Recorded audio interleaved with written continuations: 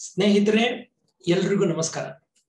ನಾನು ಪ್ರವೀಣ್ ಎಸ್ ಕೋಲಾರದಿಂದ ಗಣಿತ ಮತ್ತು ವಿಜ್ಞಾನ ಸಂವಾಹಕ. ಈಗಾಗಲೇ ನಾವು 2 ವಿಡಿಯೋಗಳಲ್ಲಿ ಕ್ವಾಂಟಿಟೇಟಿವ್ ಆಪ್ಟಿಟ್ಯೂಡ್ ಅದರಲ್ಲೂ ಪ್ರತ್ಯೇಕವಾಗಿ ಟಿಇಟಿ ಗಾಗಿ ಮ್ಯಾಥಮೆಟಿಕ್ಸ್ ಪೇಪರ್ನ ಒಂದನ್ನ ಸಾಲ್ವ್ ಮಾಡಿದ್ದೀವಿ. ಇವತ್ತು ನಾವು ಇದೇ ಪೇಪರ್ನ ಮತ್ತೊಂದಷ್ಟು ಪ್ರಶ್ನೆಗಳನ್ನ ತಗೊಂಡು ಸಾಲ್ವ್ ಮಾಡೋಣ. ಒಂದಷ್ಟು ಪ್ರಶ್ನೆಗಳಿಗೆ ವಿಶ್ಲೇಷಣೆಯನ್ನು ನಾನು ವಿವರಣೆಯನ್ನ ಕೊಡ್ತೀನಿ. ಮೊದಲನೇ ಪ್ರಶ್ನೆ ಹೀಗಿದೆ: in the expansion of 4p - 3q whole square the numerical coefficient of pq is.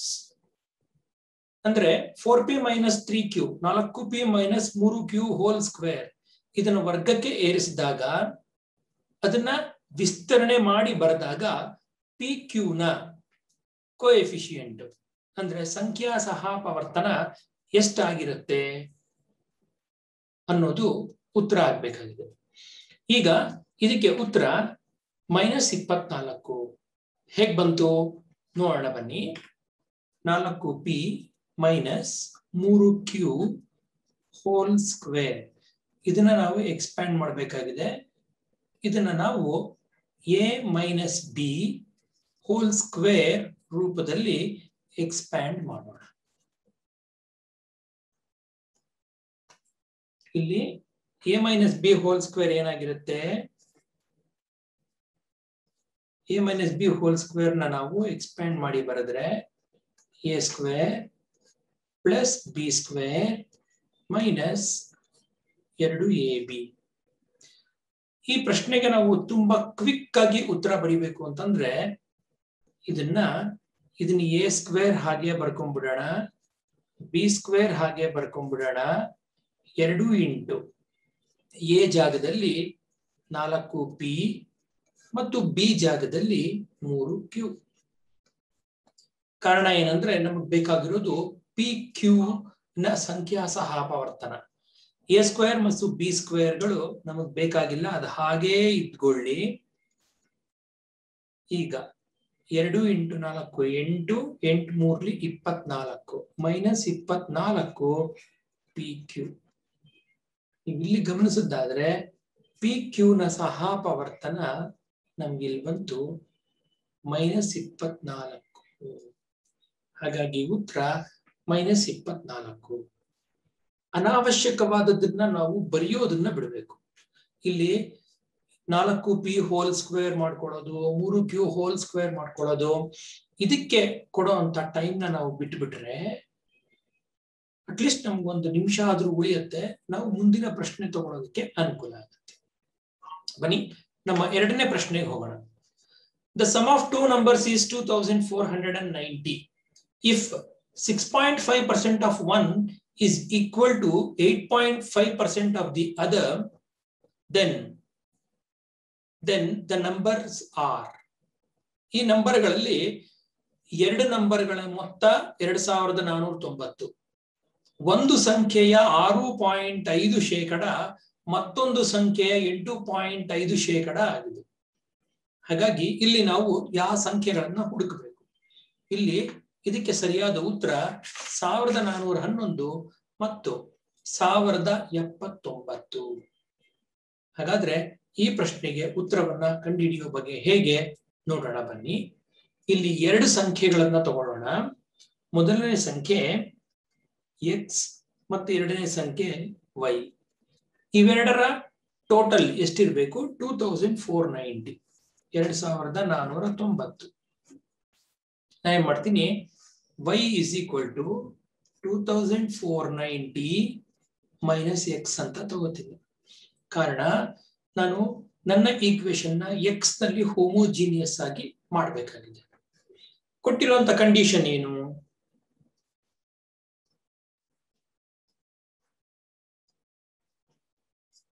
Condition ಒಂದು ಸಂಖ್ಯೆಯ ಅಂದ್ರೆ 6.5%, 6.5% of x is equal to 8.5% of y. ಅಥವಾ ಇದೇನಾಯ್ತು, 6.5/100 into x is equal to 8.5 by 100 into y ಬದಲಾಗಿ 2490 minus x. ಇದು ನಾವು use ಮಾಡಿದ trick. ಇಲ್ಲಿ ಏನಾಗುತ್ತೆ 100 ಮತ್ತು 100 ನ ಕ್ಯಾನ್ಸಲ್ ಮಾಡ್ಕೋಬಹುದು ನೀವು. ಆಗ ಇಲ್ಲಿ ಉಳಿದಿದ್ದೇನಪ್ಪ 6.5 by 8.5x is equal to 2490 minus x. ಇನ್ನು ಮುಂದುವರೆದು ಇದನ್ನ 65/85 ಅಂತ ಮಾಡ್ಕೊಳ್ಳಿ. x is equal to 2490 minus x. 5ರಿಂದ ಹೊಡೆದ್ರೆ 13 17. ಏನು ಉಳಿಯಿತು ನಮ್ಗಿಲ್ಲಿ? ನಮ್ಗೆ ಉಳಿದಿದ್ದು 13x by 17 plus x is equal to 2490. ಅಂದ್ರೆ ಏನ್ ಮಾಡಿದೆ, x ನ ಲೆಫ್ಟ್ ಇಂದ ರೈಟ್ ಗೆ ಶಿಫ್ಟ್ ಮಾಡ್ಕೊಂಡೆ. ಇಲ್ಲಿ 13x by 17 ಅಂದ್ರೆ 13x plus 17x divided by 17 is equal to 2490. ಮತ್ತೆ ಅಥವಾ ಟೋಟಲಿ ಏನಾಯ್ತು ಇದು 30x by 17 is equal to 2490. ಅಥವಾ x ಮಾತ್ರ ಬರ್ಕೊಂಡ್ರೆ ನಮ್ಗೆ ಏನ್ ಸಿಗುತ್ತೆ 2490 into 17 divided by 30. 1 0 ಹೊಡಿರಿ, 3 1 3 8 ಮತ್ತು 3 3 17 into 83 ನಮ್ಗೆ ಎಷ್ಟು ಸಿಗುತ್ತೆ? 17 3 17 3 51ಕ್ಕೆ 1 5 17 8 17 4 68 17 8 136 136 ಪ್ಲಸ್ 5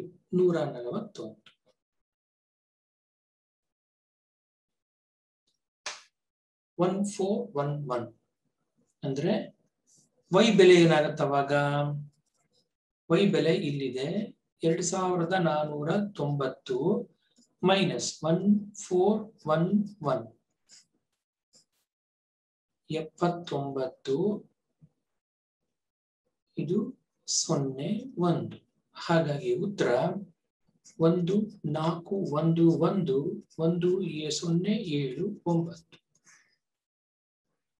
ಇವೆರಡು ಸಂಖ್ಯೆ 1079 1411.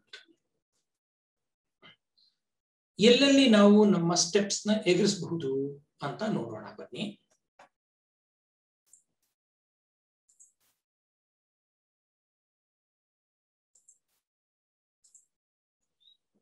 ನಂಬರ್ 1 ಇಲ್ಲಿ ಕಂಡೀಷನ್ ಅಂತ ಏನ್ ಕೊಟ್ಟಿದ್ದಾರೆ ಇದನ್ನ ಬರೆಯೋ ಅವಶ್ಯಕತೆ ಇಲ್ಲ. ನಂಬರ್ 2 6.5% x ಈ ಸ್ಟೆಪ್ ನ ಬರೆಯೋ ಅವಶ್ಯಕತೆ ಇಲ್ಲ. ನೇರವಾಗಿ ಏನ್ ಮಾಡಬೇಕು, ಈ ಸ್ಟೆಪ್ ನ ಬರಿಬೇಕು.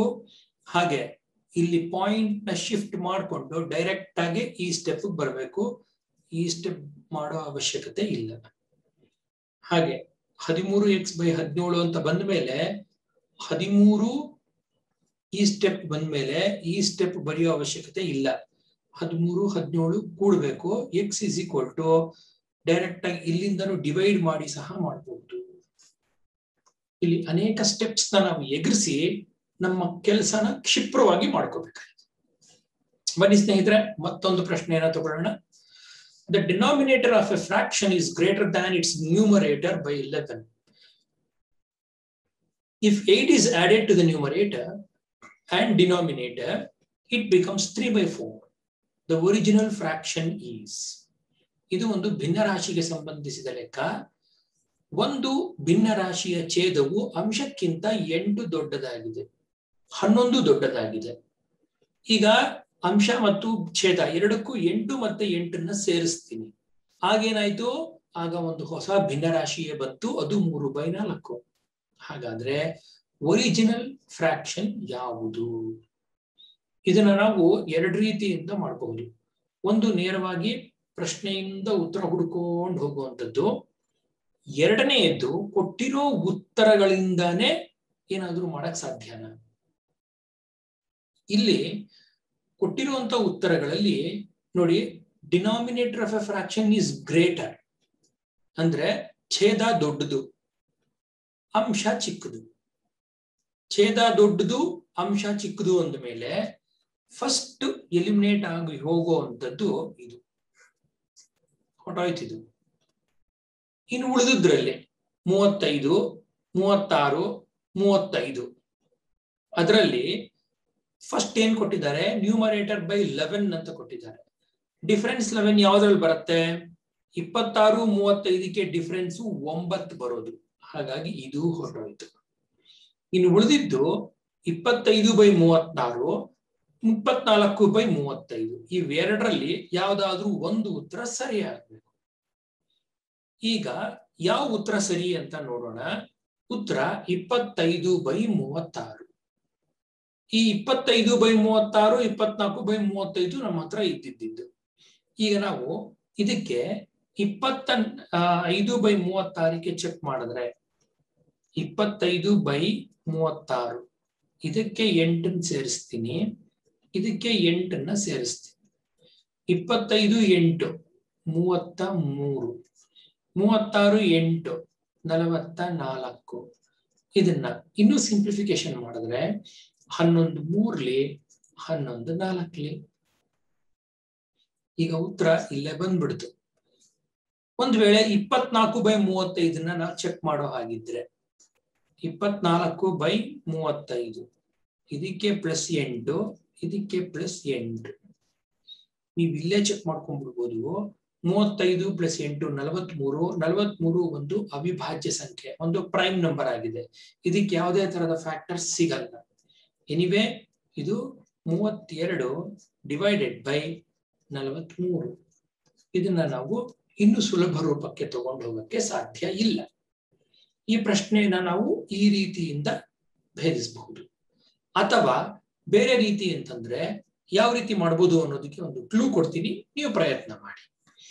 ಮೊದಲನೇದು, denominator of fraction is greater than numerator by 11. ಅಂದ್ರೆ ನಮ್ಮ ಭಿನ್ನರಾಶಿ let the fraction B, let the fraction be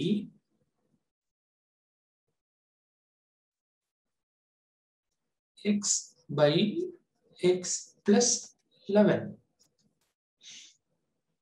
ಆಗ ಇದಕ್ಕೆ x plus 8 ಹಾಗೆ ಛೇದದಲ್ಲಿ ಏನಿದೆ +8 ಇವೆರಡನ್ನ ಆಡ್ ಮಾಡಿದ್ರೆ ನಮಗೆ ಬರಬೇಕಾಗಿರೋದು ಎಷ್ಟು? 3/4.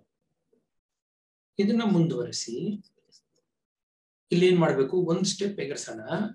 ಹೇಗೆ ಅಂದ್ರೆ 4 × x + 8 is equal to 3 × x + 19. 4x + 32 is equal to 3x + 57.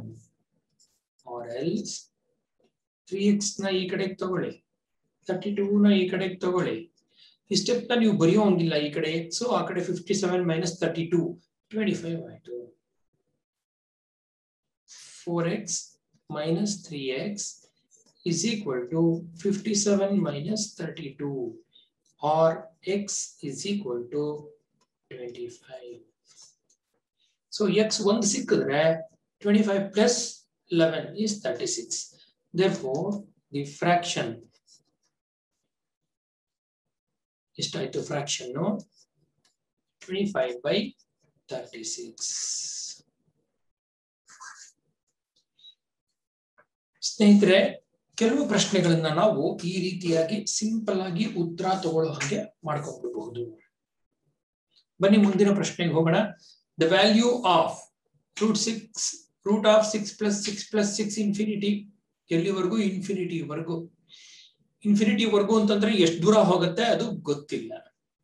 ಇಷ್ಟು ದೊಡ್ಡ ಲೆಕ್ಕನ ಸಿಂಪಲ್ ಆಗಿ ಮಾಡೋದು ಹೇಗೆ? ಇದಕ್ಕೆ ಉತ್ತರ +3. ಹೇಗೆ ಇದಕ್ಕೆ ಉತ್ತರ ಕಂಡುಕೊಳ್ಳೋದು ನೋಡೋಣ ಬನ್ನಿ. ನಾನೇನ್ ಮಾಡ್ತೀನಿ, ಲೆಟ್ ಈ ರೀತಿಯಾಗಿ ಮುಂದುವರಿತೀನಿ. x is equal to 6 plus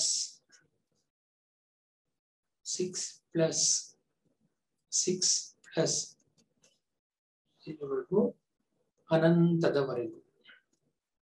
ಈಗ ನಾನು x ನ ಬರೆಯುವ ರೀತಿ ನೋಡಿ. x is equal to root 6 plus ಈ ಭಾಗ ಏನಿದೆ ಇನ್ಫಿನಿಟಿ ವರ್ಗು ಅದು ಸಹ x ತಾನೆ. ಸ್ಕ್ವೇರಿಂಗ್ ಬೋತ್ ಸೈಡ್ಸ್ ನನಗೆ ಏನ್ ಸಿಗತ್ತೆ, x square is equal to root of 6 plus x whole square ಸಿಗುತ್ತೆ. ಸ್ಕ್ವೇರ್ ಮತ್ತೆ ಸ್ಕ್ವೇರ್ ರೂಟ್ ಎರಡು opposite operations. x square is equal to 6 plus x, ಅಥವಾ when you write it in the standard form it becomes x square minus x minus 6 is equal to 0, which is a quadratic equation. So ಇದನ್ನ ಏನ್ ಮಾಡಬಹುದು ನಾನು, x minus 3 into x plus 2 is equal to 0 ಅಂತ ಬರೆಯಬಹುದು. ಆಗ automatically x is equal to 3, x is equal to minus 2 ಆಗುತ್ತೆ. ಕೊಟ್ಟಿರುವಂತಹ choices ಅಲ್ಲಿ -2 ಇದೆಯಾ? ಇಲ್ಲ. +3 ಇದೆ.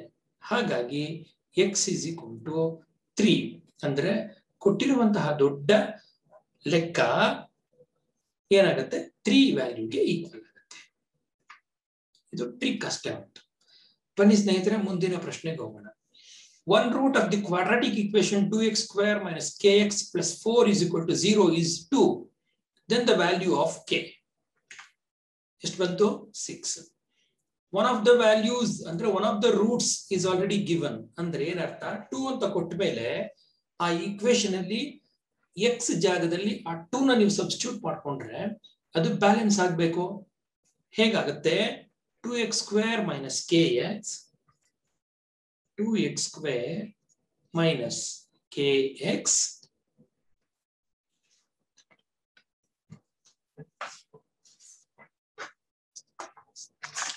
plus 4 is equal to 0.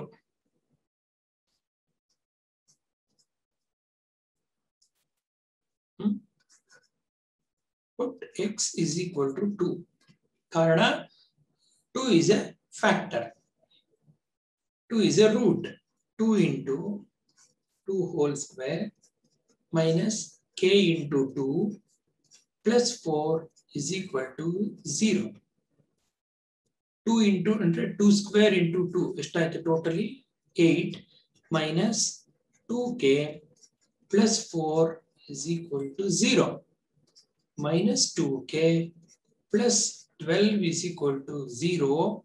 ಈ minus 2k ಈ ಕಡೆಗೆ ತಗೊಳ್ಳಿ. 12 is equal to 2k. 2k is equal to 12. K is equal to 12 by 2, which is equal to 6. ಈ ಉತ್ತರ ನಮ್ಮಲ್ಲಿದೆ. ಹಾಗಾಗಿ ಉತ್ತರ k is equal to 6. x ಜಾಗದಲ್ಲಿ ಯಾವಾಗ ಸಬ್ಸ್ಟಿಟ್ಯೂಟ್ ಮಾಡಕ್ ಸಾಧ್ಯ ಆಗುತ್ತೆ? x ಅನ್ನೋದು ಅದರ ರೂಟ್ ಆಗಿದ್ದಾಗ ಮಾತ್ರ. ಬನ್ನಿ ಸ್ನೇಹಿತರೆ, ಮುಂದಿನ ಪ್ರಶ್ನೆಗೆ ಹೋಗೋಣ. Given that one of the zeros of the polynomial a square plus 9x to the power 2 plus 13x plus 6a is reciprocal of the other, then the value of a. ಅಂದ್ರೆ one of the roots is reciprocal of the other. ಎರಡು roots ಅಥವಾ ಎರಡು zeros ಬರಬೇಕು ಈ ಪಾಲಿನಾಮಿಯಲ್ಗೆ. ಆ ಎರಡು zeros ಒಂದು ಇನ್ನೊಂದರ ವೃತ್ಕ್ರಮ, ಪಾಲಿನಾಮಿಯಲ್ ನ ಏನು ಝೀರೋಸ್ ಶೂನ್ಯತೆಗಳು ಒಂದು ಮತ್ತೊಂದರ ವೃತ್ಕ್ರಮ ಆಗಿದೆ. ಹಾಗಾದ್ರೆ ಎ ಬೆಲೆ ಎಷ್ಟು? ಇಲ್ಲಿ ಕೊಟ್ಟಿರುವಂತಹ ಈ ಒಂದು ಪಾಲಿನಾಮಿಯಲ್, ಇದಕ್ಕೆ ಉತ್ತರ 3. ಏನಿದೆ ಉತ್ತರ? ಹೇಗ್ ಬಂತು ನೋಡೋಣ. ಇಲ್ಲಿ a square plus 9 ಅಂದ್ರೆ ಮೊದಲು ಇದನ್ನ ನಾವು ಸ್ಟ್ಯಾಂಡರ್ಡ್ ಫಾರ್ಮಲ್ ಬರೆಯೋಣ. a square plus 9 times x square plus 13x plus 6a plus 13x plus 6a. ಇಲ್ಲಿ ಇಷ್ಟು ಪಾರ್ಟ್ ನ ನಾವು ಎ ಅಂತ ಕರೀತೀವಿ, ಇಷ್ಟು ಪಾರ್ಟ್ ನ ಬಿ ಅಂತ ಕರಿತೀವಿ, ಮತ್ತು ಇಷ್ಟು ಪಾರ್ಟ್ ನ ಸಿ ಅಂತ ಕರಿತೀವಿ. A B C, ax square plus bx plus c is equal to 0 ಅಂತ. Sum of the roots ಅಂದ್ರೆ sum of the zeros, ಇದನ್ನ ಹೇಗೆ ಬರೀತೀವಿ?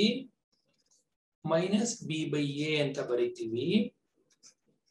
Product of the zeros, product of zeros ಏನಾಯ್ತು? C by A. ಇಲ್ಲಿ alpha ಮತ್ತು ಇನ್ನೊಂದು zero ಏನು? 1 by alpha, ಒಂದು ಇನ್ನೊಂದರ ವೃತ್ಕ್ರಮ ಆಗಿರೋದ್ರಿಂದ ಸಿ ಎಷ್ಟು?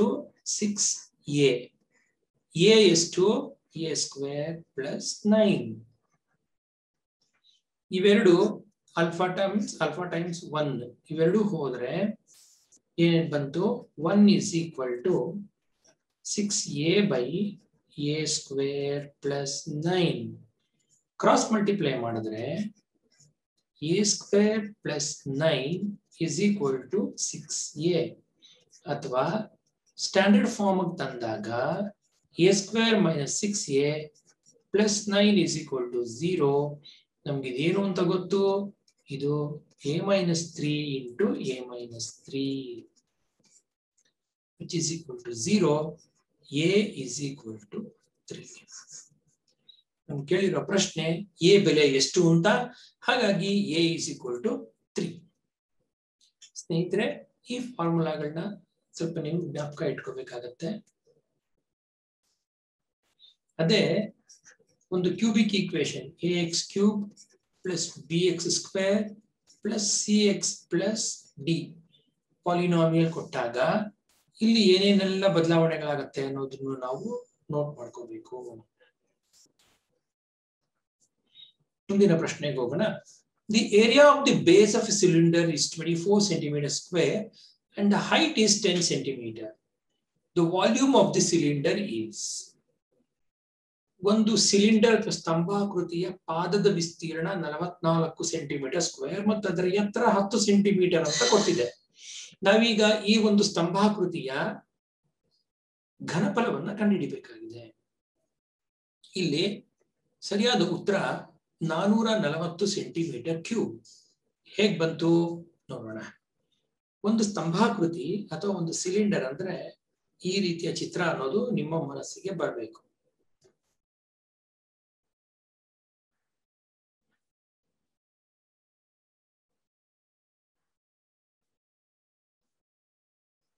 ಇದು ರೇಡಿಯಸ್, ಇದು ಹೈಟ್. ಇಲ್ಲಿರುವಂತಹ ಈ ಪಾದ ಅಥವಾ ಈ ಪಾದ ಎರಡೂ ಸಹ ಒಂದೇ ರೀತಿಯ ವೃತ್ತಾಕಾರವಾಗಿ ಇರುತ್ತವೆ. ವಾಲ್ಯೂಮ್ ಅಂದ್ರೆ ಏನು? ವಾಲ್ಯೂಮ್ ಏನ್ ಕೊಟ್ಟಿದ್ದಾರೆ? Pi R square H. ಈ ವಾಲ್ಯೂಮ್ ನ ಸ್ವಲ್ಪ ಕೂಲಂಕಷವಾಗಿ ಗಮನಿಸೋಣ. Pi R square into H. Pi R square ಅನ್ನೋದೇನು? ಪಾದದ ವಿಸ್ತೀರ್ಣ.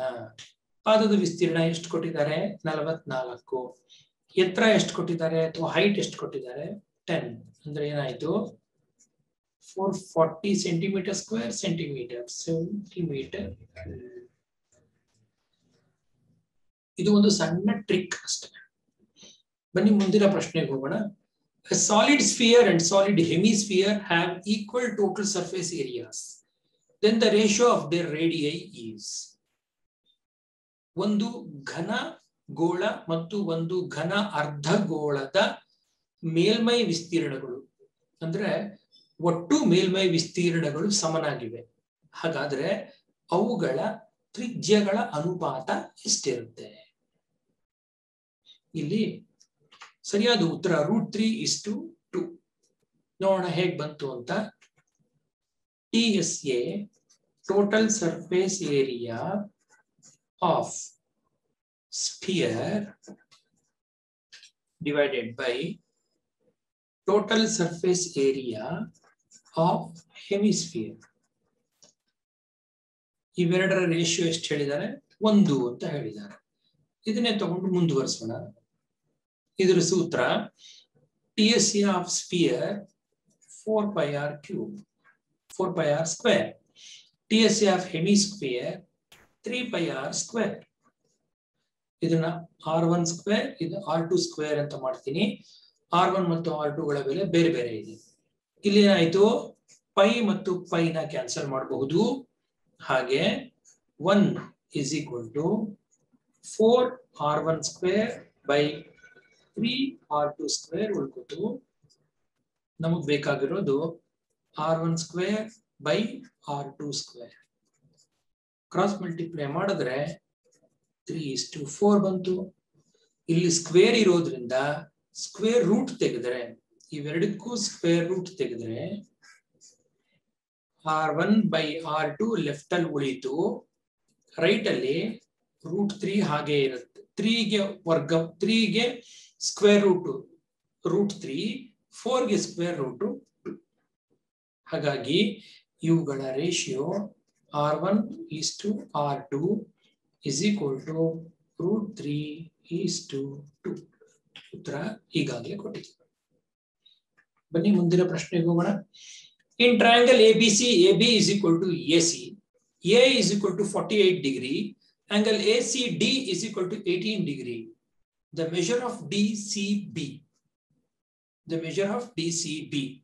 ಈ ಚಿತ್ರದಲ್ಲಿ ನಮ್ಗೆ ಈಗಾಗಲೇ ಕೊಟ್ಟಿರೋ ಹಾಗೆ A ಎಷ್ಟು ಕೊಟ್ಟಿದ್ದಾರೆ, 48 ಡಿಗ್ರಿ ಕೊಟ್ಟಿದ್ದಾರೆ. ಹಾಗೆ ACD ಈ ಕೋನವನ್ನ ಕೊಟ್ಟಿದ್ದಾರೆ. ಎಷ್ಟಿದೆ ಇದು? 18 ಡಿಗ್ರಿ ಇದೆ. ಈಗ ನಮಗೆ ಬೇಕಾಗಿರೋದೇನು? DCB ಈ ಕೋನ ಎಷ್ಟು ಅಂತ ಕಂಡುಹಿಡಿಬೇಕಾಗಿದೆ. ಈ ಕೋನ ಕಂಡುಹಿಡಿಬೇಕು ಅಂದ್ರೆ ನಾವು ಈ ಚಿತ್ರವನ್ನ ಮತ್ತೊಮ್ಮೆ ಬರ್ಕೋಬೇಕು. ಇದಕ್ಕೆ ಸರಿಯಾದ ಉತ್ತರ 48 ಡಿಗ್ರಿ ಆಗಿದೆ. ಹೇಗ್ ಬಂತು 48 ಡಿಗ್ರಿ ನೋಡೋಣ.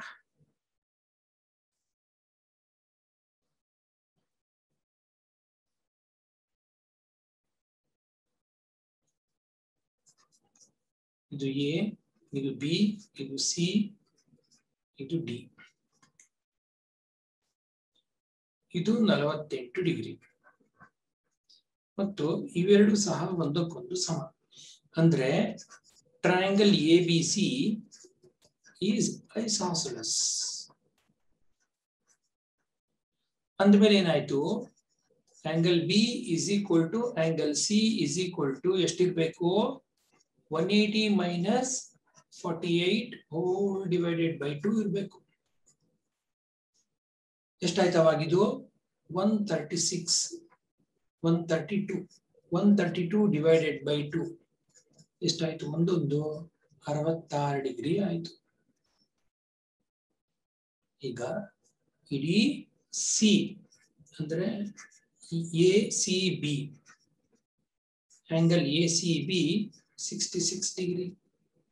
ಆಂಗಲ್ ACD ಕೊಟ್ಟಿದ್ದಾರೆ. ಆಂಗಲ್ ACD ಎಷ್ಟಿದೆ? 18 ಡಿಗ್ರೀಸ್ ಕೊಟ್ಟಿದ್ದಾರೆ. ಹಾಗಾಗಿ ACD, ACB ಮತ್ತು DCB ಈ ಮೂರರ ಸಂಬಂಧ ಏನು? ಆಂಗಲ್ ACB ದೊಡ್ಡ ಆಂಗಲ್, ಈ ಎರಡು ಆಂಗಲ್ಗಳ ಟೋಟಲ್. ಹೌದಾ? ACD ಮತ್ತು DCB ಯ ಟೋಟಲ್. ಇದು 66 ಡಿಗ್ರಿ, ಇದು 18 ಡಿಗ್ರಿ. ಇದೆಷ್ಟು ಕಂಡುಹಿಡಿಯಬೇಕಾಗಿದೆ?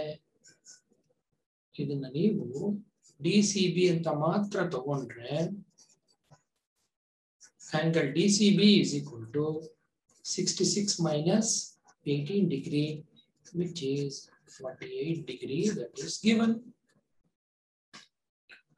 So ಇಲ್ಲಿ ನಾವು ಯೂಸ್ ಮಾಡ್ಕೊಳ್ಳುವಂಥದ್ದು angle sum property of a triangle ಮತ್ತು isosceles triangle property. When two sides are equal, the opposite angles are also equal. ಇಲ್ಲಿರುವಂತಹ ಈ ಆಂಗಲ್ಗೆ ಈಕ್ವಲ್ ಆಗುತ್ತೆ.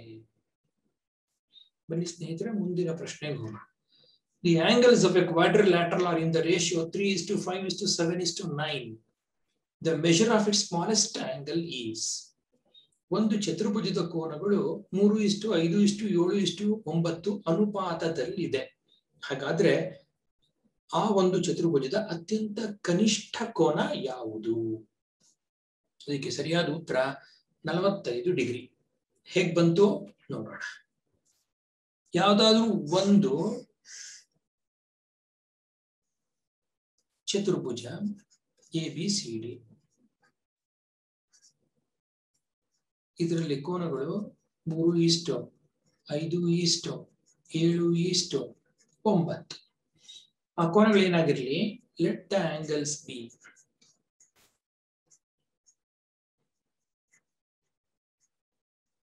3x, 5x, 7x, 9x.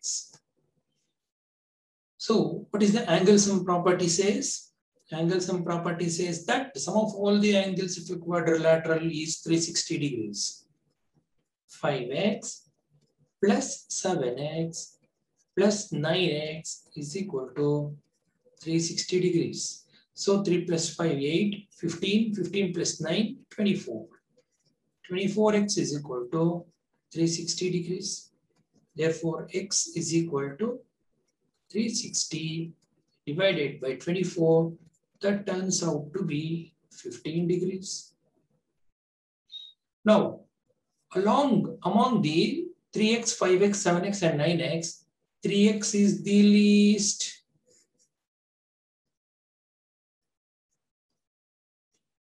Therefore, 3 into 15 gives 45 degrees. ಎಲ್ಲ ಕೋನಗಳನ್ನ ಬೆಲೆಗಳನ್ನ ಕಂಡುಹಿಡ್ಕೊಂಡು ಕೂತ್ಕೋಬಾರ್ದು, ಅಲ್ಲಿ ಟೈಮ್ ವೇಸ್ಟ್ ಆಗುತ್ತೆ. What is required, only that much is to be practised and it has to be carried away. Okay, ಬನ್ನಿ ಮುಂದಿನ ಪ್ರಶ್ನೆಗೆ ಹೋಗೋಣ. The area of a quadrant of a circle when perimeter of the circle is 44 centimetre is. Perimeter ಕೊಟ್ಟಿದ್ದಾರೆ ಅಂದ್ರೆ ಸುತ್ತಳತೆ, ಒಂದು ವೃತ್ತದ ಸುತ್ತಳತೆ ಕೊಟ್ಟಿದ್ದಾರೆ, ಚತುರ್ಥಕದ ವಿಸ್ತೀರ್ಣವನ್ನ ಕೇಳ್ತಾ ಇದ್ದಾರೆ. ಇದಕ್ಕೆ ಸರಿಯಾದ ಉತ್ತರ 77 ಸೆಂಟಿಮೀಟರ್ ಸ್ಕ್ವೇರ್. ಹೇಗ್ ಬಂತು ನೋಡೋಣ. ಇಲ್ಲಿ ಕೊಟ್ಟಿರುವಂತದ್ದು ವೃತ್ತದ ವಿಸ್ತೀರ್ಣ, ವೃತ್ತದ ಸುತ್ತಳತೆ ಎಷ್ಟಿದೆ?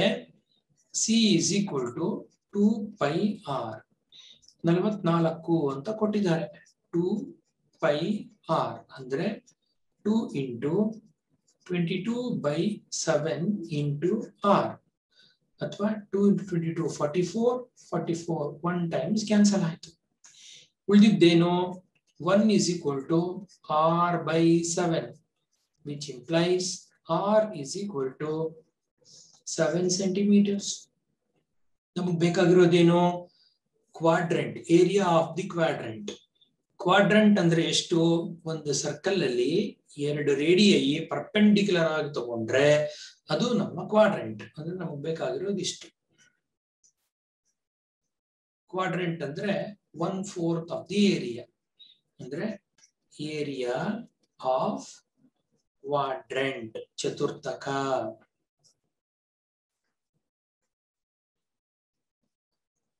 One by 4 pi r square. ಇಲ್ಲಿ ಏನಿದೆ? 1/4 into 22/7 into 7 square. ಇಲ್ಲಿ ಏನೇನು ಉಳಿತು? 1/4 into 22/7 into 7 into 7 ಇತ್ತು. 1 7 1 7 ಹೋಯ್ತು. ಇಲ್ಲಿ 2 2s are 2 11s are, ಅಂದ್ರೆ ಎಷ್ಟಾಯ್ತು ಇಲ್ಲಿ? 11 7s are 77 by 2 ಎಷ್ಟಾಗತ್ತೆ? 33.5 ಸೆಂಟಿಮೀಟರ್ ಸ್ಕ್ವೇರ್. ಅಂದ್ರೆ ಇಲ್ಲಿ 77 ಅಲ್ಲ, 33.5 centimetre square.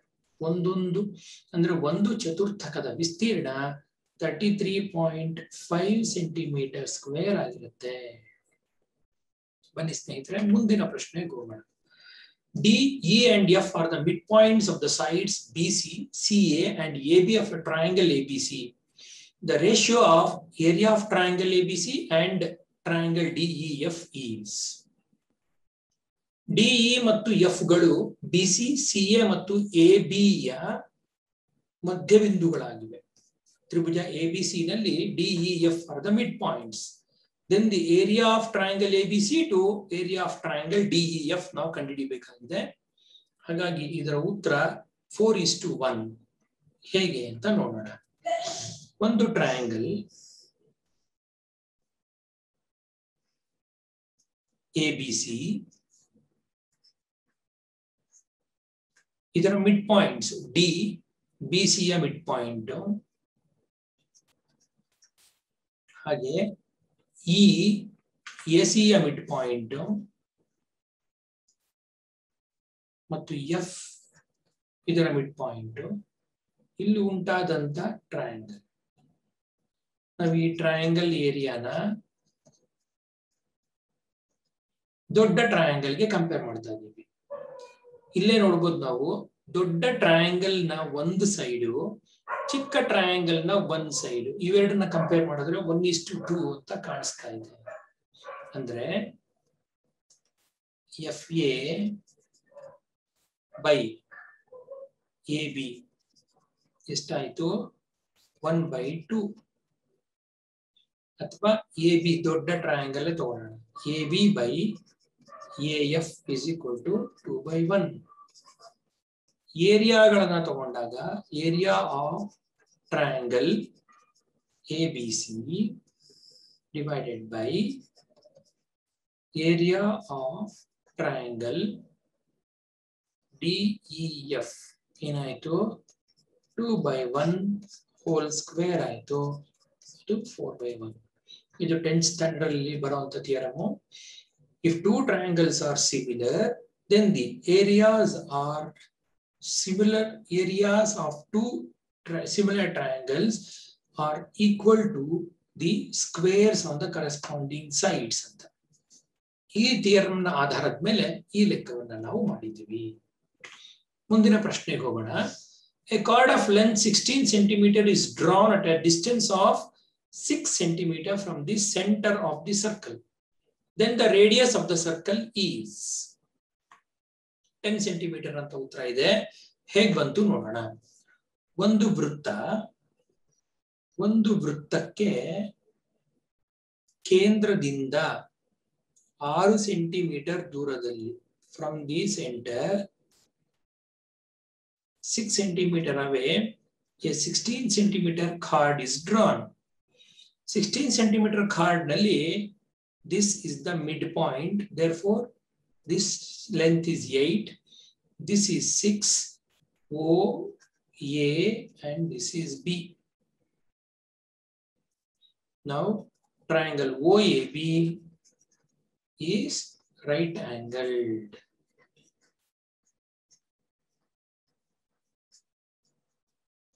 It's a right angle triangle. ಹಾಗಾಗಿ ಪೈಥಾಗರಸ್ ಥಿಯರಮ್ ನಾವು ಉಪಯೋಗಿಸಿದ್ರೆ OB square is equal to OA square plus AB square. OB square is equal to OA ಎಷ್ಟಿದೆ? 6 square. OB ಎಷ್ಟಿದೆ? 8 ಇದೆ. So it is 36 plus 64, which is equal to 100. Or OB is equal to square root 100 ಅಂದ್ರೆ 10 centimeters. ಇಲ್ಲಿ ಒಂದು theorem ನಾವು ಜ್ಞಾಪಿಸ್ಕೋಬೇಕು. ಏನಂದ್ರೆ ಇಲ್ಲಿದೆಯಲ್ಲ, ಇದನ್ನ ನಾವು BC is the chord. The perpendicular drawn from the midpoint of a chord passes through the center. ಯಾವುದೇ ಒಂದು card ನ ಮಿಡ್ ಪಾಯಿಂಟ್ ಇಂದ ನೀವು ಪರ್ಪೆಂಡಿಕ್ಯುಲರ್ ಡ್ರಾ ಮಾಡಿದ್ರೆ ಅದು ಸರ್ಕಲ್ ನ ಸೆಂಟರ್ ಮೂಲಕ ಹಾದು ಹೋಗುತ್ತೆ. ಈ ಥಿಯರಂ ಪ್ರಕಾರ ಮತ್ತು ಇಲ್ಲಿ ಪೈಥಾಗರಸ್ ಥಿಯರಂ ನ ಉಪಯೋಗಿಸಿಕೊಂಡಿದ್ದೀವಿ. ಈ ಎರಡೂ ಥಿಯರಂಗಳ ಪ್ರಕಾರ ಈ ಪ್ರಾಬ್ಲಮ್ ನ ಸಾಲ್ವ್ ಮಾಡಿದ್ದೀವಿ. ಬನ್ನಿ ಮುಂದಿನ ಪ್ರಶ್ನೆಗೆ ಹೋಗೋಣ. Area of triangle ABC is 64 centimeter square and the area of triangle DEF is 121 centimeter square. EF is equal to 15.4 centimeter. Then the measure of BC is. ಈಗಾಗಲೇ ನಾವು ಏರಿಯಾ ಆಫ್ ಟ್ರಯಾಂಗಲ್ ಮತ್ತು similar triangles ಬಗ್ಗೆ ಒಂದು ಲೆಕ್ಕ solve ಮಾಡಿದ್ವಿ. ಅದರ ಆಧಾರದ ಮೇಲೆ ಈ ಲೆಕ್ಕನೂ ಇರೋದು. ಇದನ್ನ ಹೇಗೆ ಸಾಲ್ವ್ ಮಾಡೋದು? ಅದೇ ಥಿಯರಿ ಉಪಯೋಗಿಸ್ಕೊಂಡು ಸಾಲ್ವ್ ಮಾಡಬೇಕು. ಇದಕ್ಕೆ ಉತ್ತರ 11.2 ಸೆಂಟಿಮೀಟರ್ಸ್. ಹೇಗಾಯ್ತು ನೋಡೋಣ. Triangle ABC and triangle DEF R similar ಅಂತ ಕೊಟ್ಟಿದ್ದಾರೆ. therefore area of triangle ABC divided by area of triangle DEF is equal to AB square by DE square ಅಥವಾ BC by EF ಅಂತಾನೂ ತಗೋಬಹುದು. ಇಲ್ಲಿ ಏನು ಕೊಟ್ಟಿದ್ದಾರೆ? BC ಮತ್ತು EF ಅಂತ ಕೊಟ್ಟಿದ್ದಾರೆ. ಅದನ್ನು ಈ ತರನು ಬರೀಬಹುದು. BC square by EF square ಅಂತಾನೂ ಬರೀಬಹುದು. ಟ್ರಯಾಂಗಲ್ ABC ವಿಸ್ತೀರ್ಣ ಅಥವಾ ಏರಿಯಾ ಎಷ್ಟು ಕೊಟ್ಟಿದ್ದಾರೆ? Triangle ABC 121, 64, 121. So ABC 64, DEF 121 is equal to, ನಾವು ಏನು ಕಂಡುಹಿಡಿಯಬೇಕಾಗಿದೆ? BC ಸ್ಕ್ವೇರ್ ಕಂಡುಹಿಡಿಯಬೇಕಾಗಿದೆ. ಇದು EF 15.4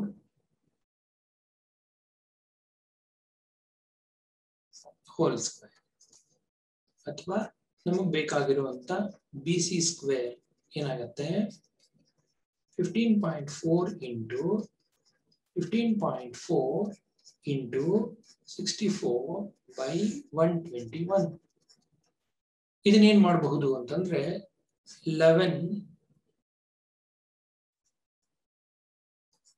1.4 sir, 11 1s are 11 1.4 sir.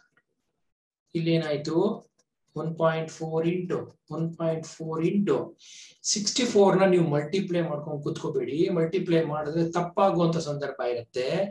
ಅದ್ರ ಬದಲು 8 into 8 ಅಂತ ಬರ್ಕೊಳ್ಳಿ. ಆಗ BC ಏನಾಯ್ತು? 1.4 into 8 ಆಯ್ತು. 14 14 56, 14 112. ಇದು ಸರಿಯಾದ ಉತ್ತರ. ಬನ್ನಿ ಸ್ನೇಹಿತರೆ, 15ನೇ ಪ್ರಶ್ನೆ ಮತ್ತು ಇವತ್ತಿನ ಕೊನೆಯ ಪ್ರಶ್ನೆಯನ್ನ ಪರಿಗಣಿಸೋಣ. The 10th term of the AP 3, 7, 11 and so on is. ಇದು ಒಂದು ಸಮಾಂತರ ಶ್ರೇಣಿಗೆ ಹೊಂದಿಸಿದಂತ ಪ್ರಶ್ನೆ. 3, 7, 11 ಮುಂದುವರೆದ ಶ್ರೇಣಿಯಲ್ಲಿ 10ನೇ ಪದ ಎಷ್ಟಾಗಿರುತ್ತೆ? 3, 7, 11 ಮುಂದುವರೆದು 10ನೇ ಪದ 39 ಆಗಿರುತ್ತೆ ಅಂತ ಉತ್ತರ. ಹೇಗ್ ಬಂತು ನೋಡೋಣ. ಇಲ್ಲಿ 3, 7, 11 ಇದನ್ನ ಬರೆಯುವಾಗ ನಾವಿಲ್ಲಿ ಉಲ್ಲೇಖ ಮಾಡ್ಕೋಬೇಕಾಗಿರೋದು ಮೊದಲ ಪದ ಅಥವಾ first term 3, common difference that is A2 minus A1 ಅಂದ್ರೆ 7 minus 3 which is equal to 4. So any general term AN is equal to A plus N minus 1 into D. So ನಮಗೆ ಬೇಕಾಗಿರೋದು A10 is equal to A ಅಂದ್ರೆ 3, N ಅಂದ್ರೆ 10 minus 1, D ಅಂದ್ರೆ 4. This is 3 plus 9 times 4, that is 3 plus 36 which is equal to 39. ಹೀಗೆ ಈ ಒಂದು AP problem ನ ಒಂದು ಸೂತ್ರ ಅಂತೂ ಚೆನ್ನಾಗಿ ನೆನಪಿಟ್ಕೋಬೇಕು. AN is equal to A plus N minus 1 into D. ಇದು ತುಂಬಾ ಇಂಪಾರ್ಟೆಂಟ್ ಆಗಿರುವಂತದ್ದು. 10th ಸ್ಟ್ಯಾಂಡರ್ಡ್ ಮ್ಯಾಥಮೆಟಿಕ್ಸ್ ಅಲ್ಲಿ ಮೊದಲನೇ ಪಾಠ ಅರಿಥಮೆಟಿಕ್ ಪ್ರೋಗ್ರೆಷನ್ಸ್. ಇದ್ರ ಮೇಲೆ 3 ಫಾರ್ಮುಲಾಗಳಿವೆ. A ಎಂದು 1, S ಎಂದು 2 ಫಾರ್ಮುಲಾಗಳು. ಇವೆಲ್ಲವನ್ನೂ ಸಹ ನಾವು ಜ್ಞಾಪಕ ಇಟ್ಕೊಳ್ಳಬೇಕಾಗುತ್ತೆ ಫ್ರೆಂಡ್ಸ್. ಇದುವರೆಗೂ ನಾವು 2ನೇ ಸೆಟ್ ಅಲ್ಲಿ ಇನ್ನೊಂದಷ್ಟು 15 ಪ್ರಶ್ನೆಗಳನ್ನ ತಗೊಂಡು ವಿಶ್ಲೇಷಣೆಗೆ ತೊಡಗಿಸಿದ್ವಿ. ಮುಂದಿನ ವಿಡಿಯೋದಲ್ಲಿ ಇನ್ನೊಂದಷ್ಟು 15 ಪ್ರಶ್ನೆಗಳೊಂದಿಗೆ ನಿಮ್ಮನ್ನ ಮತ್ತೆ ಭೇಟಿ ಮಾಡ್ತೀನಿ. Thank you very much.